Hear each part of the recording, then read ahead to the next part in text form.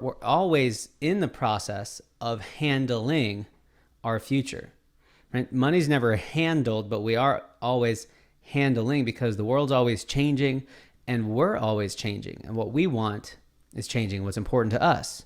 And I think we can have a picture at different ages, either older or younger, is having it easier. Whether that's someone getting older, forgetting what it was like to be young, or someone younger imagining how life must be easier when we get older and saying, oh, if I can just get this handled, then life will be good for the rest of my life. And so I'm going to walk through a timeline of different ages and stages. And these are not just one person, but they are a result of some conversations we've had with real people at these different ages to remind us all of wherever you are, what are the perspectives of some people in some other stages of life to help us tie together to say, hey, it's okay. It's okay that we're never going to have it handled. Well, whether or not we're okay with it, that just is the way that life is. But how do we wade through that so that life can get better, so that we can have some peace, that, if we've got some money stress now, that we can get that solved in some ways so that we're continually solving it. We'll never have it solved for forever, but we can find some ways to continually be in the process of solving it. So let's start with picturing someone who's younger, let's say 25 and launching a business. And, I'll partially use me as an example here because I was pretty young, a little younger than that when I started in this business. And I was a smart student. I was studying hard. I had some knowledge, maybe some naivete and some lack of perspective, but I definitely had that thought of, I really do know a thing or two. If people could just look past my age, I feel like I could help them a lot. And as I was starting a business and building my relationships with clients and building my revenue, I really had this thought, if I could just make payroll, have some money to take my girlfriend out to a nice dinner, I'd feel like I'd made it. And early on it was, have some gas in the car and some beer money. And that was about all that I needed to feel fairly happy and secure. And I was saving money, putting on the sideline. I knew intellectually that I needed to do that, just like I was telling my clients to do it.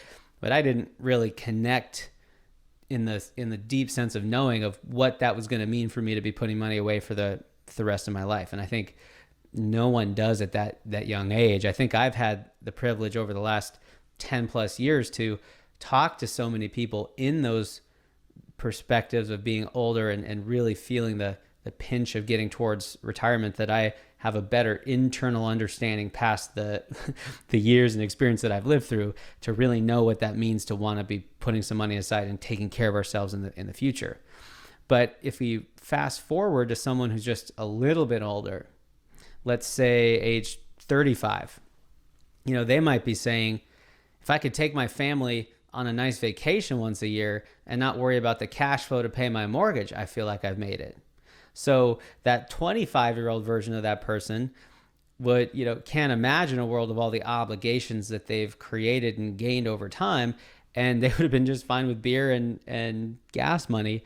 But our lives tend to add extra as we get older, and we tend to have that slow creep of lifestyle increase. And a lot of that is good. I mean, I don't think any of us would want to go back to exactly the same living conditions that we had when we were 25.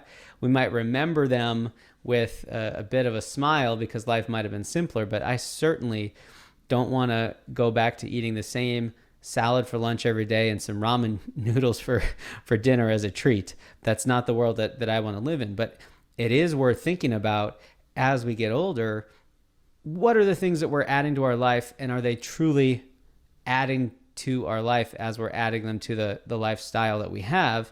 And, you could think about someone who's a little older than 35, maybe 45 now, and they might be thinking, if I had enough cash flow to pay the mortgage on my second home, and if I could just get my kids into college, I feel like I would have made it.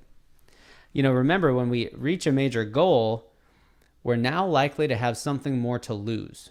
You get that boat, that second home, that new job. Now we've got a bigger history of success, but that's also a bigger gap that we could create if we lost what we've gained. So if you're on the younger end, thinking about folks on the older end who seem to have everything handled, they have all kinds of assets and toys and houses and fun things in their life, remember that once we have them, they very well may be concerned with what it would mean to lose them. So we've always got our own unique considerations or stresses as we're getting everything handled in our life. So now let's go another decade on to someone who's maybe 55, owning that business, and now they've got the cash flow handled. They had another 10 years of success. They feel pretty flush with cash, but now things can start to change to be about legacy, about the mark that they leave behind. And yes, money's still probably a factor and an issue, but it becomes less of one.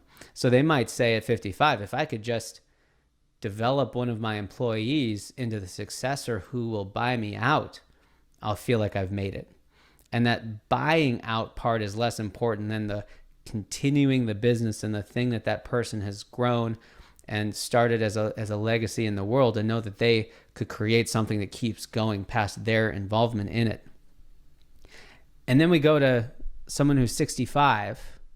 They might have 100 times the money and assets that they had when they were the 25-year-old version of themselves. And I've seen people feel like more of a failure than at that time of their life after all the success that they've had, because what's important to them changes. And you see this in even younger folks like professional athletes who, leave their career with what seems like all the money in the world and all the success, but then what's next for them?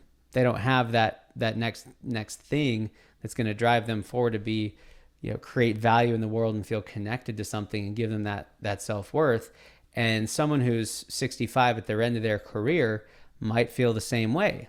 They might feel like, money is not as much of a concern to them, although the more they have, the more there is a concern of what it might mean to lose it. And we can't ever forget that is likely to be there for every person who, if you're sitting in the younger end of the spectrum looking forward, saying, oh, that person's got all the money they need, they've got it handled, they very well still may have those fears about what would it mean to lose this and how do I make sure that I don't.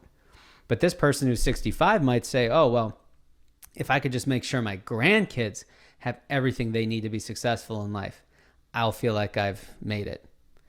And also it's not fun to think about or look at, but we do have to acknowledge that there are folks at this 65 or later age who feel like the 25-year-old did.